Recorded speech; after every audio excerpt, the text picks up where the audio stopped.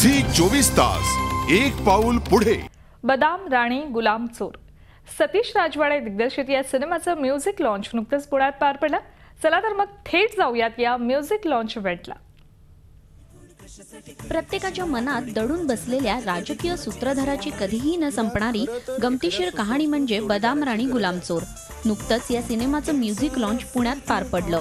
संदीप खरेच्या गीतांना स्वरबद्ध केलंय संगीतकार सलील कुलकर्णी यांनी। नाटकाच्या लिमिटेशन्स, त्या माध्यमाच्या लिमिटेशन्समुळे ज्या काही गोष्टी आपण नाही सादर करू शकत त्या सिनेमात अत्यंत चांगल्या रीतीने सादर करू शकतो आणि त्याचं उदाहरण बदाम राणी गुलाम चोर हे आहे। ज्या गोष्टी नाटकात फक्त ऑडिओवर होत्या किंवा ज्या फक्त ऐकू येत होत्या, ज्या फक्त भासवण्याचा प्रयत्न केला होता, त्या आम्ही ह्याच्यात कन्व्हर्ट केल्या। त्यामुळे मला असं वाटतं की आम्ही खूप मजा केली आणि नाटकाच्या आम्ही 4-5 पावलं पुढे गेलेलो आहोत। इतकं फिल्ममधलं म्युझिक फार क्वचित करायला मिळतं। हे वर्ष माझ्यासाठी फार छान आहे की चिंटूची गाणी मला करायला मिळाली, ती एका वेगळ्या तऱ्हेची होती आणि ही खूप प्रखर गाणी आहेत की कमेंट करणं, सोशल कमेंट करणं, जसं उशक्काला होता काळा रात्र झाली त्या परिस्थितीवरचं गाणं होतं, तसं मला वाटतं की याच्यातलं गाणं आहे की जे आपल्याला जागं करतं की बापरे। याच्यामध्ये एक गाणं आहे की उन्हे विकली वारे विकले ओले सुके दुष्काळ विकले, उन्हे विकली वारे विकले ओले सुके दुष्काळ विकले, ज्यांनी विकले त्यांचे टिकले वाळवंटातून केशर पिकले, रामा अरे रामा अरे रामा अरे रामा।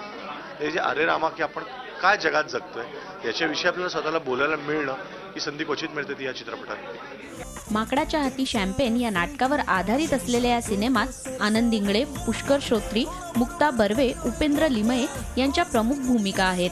चित्रपटात काम करताना मला बऱ्याच गोष्टींची जास्त गंमत आली, कारण जेव्हा नाटकात काम करत होतो तेव्हा तुम्हाला माहिती असेल की एक समोर सगळेजण असतात आणि तुम्हाला एक काम करायचं असतं, पण इथे तुम्हाला सतीशनी फारच मोठ्या प्रमाणावर ह्याचा एक चेंज मांडलेला आहे।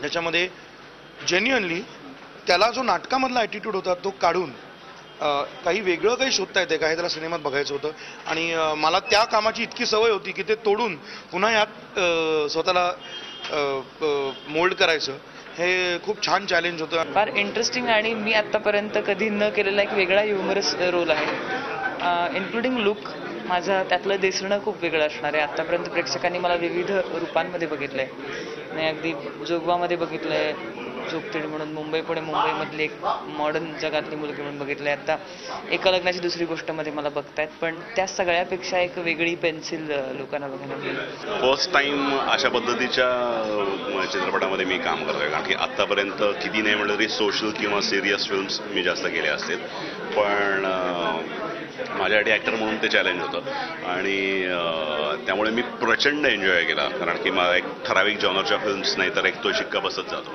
आणि ॲक्टर म्हणून सर्व पद्धतीचे याच्या भूमिका करायला मिळाव्यात असा एक आग्रह असतो। चौघा मित्रांमध्ये जे नाट्य घडतं तसंच नाट्य समांतरपणे राज्याच्या राजकीय पटलावर सुरू असतं। राज्याच्या राजकारणातील दोन मोठ्या नेत्यांमध्ये कुरघोडीचा खेळ सुरू असतो, तर दुसरीकडे पेन्सिलला मिळवण्यासाठी दोन मित्रांमध्ये एकमेकांवर कुरघोडी करणं सुरू असतं आणि अखेर या सगळ्यात सत्याची माळ कोणाच्या गळ्यात पडते, शेवटी पेन्सिल कोणाची होते हे कळण्यासाठी सिनेमाच्या रिलीजची प्रतीक्षा करूया। झी 24 ताससाठी पुण्याहून नितीन पाटोळेसह ब्युरो रिपोर्ट, मुंबई। झी 24 तास एक पाऊल पुढे।